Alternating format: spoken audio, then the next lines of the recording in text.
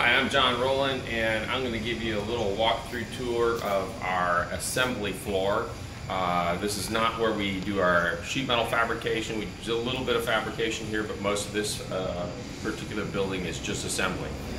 Right now we're building some core drill machines. We've got 4 of these we're building, and we've got some PT saws, and then a couple of 36Ds we've got out here going to Indonesia. And then we've got, these are the 24s with the new Euro safety box, CE mark standard. And then over here,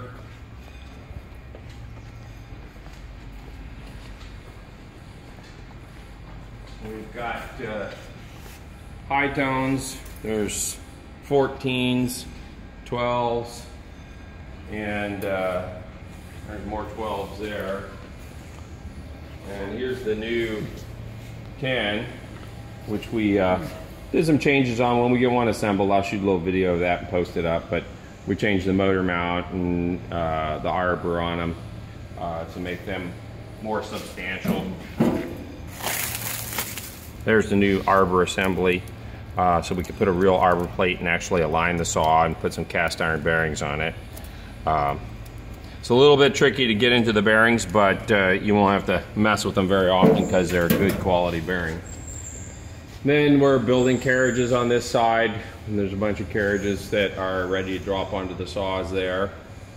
And then back here, besides tons of hoods and belt guards, we've got more forming machines. And then down this and towards the back here, we've got more 24s. These are the precision 1012s here down the row here. 14s on the right and 18s. If you look down here,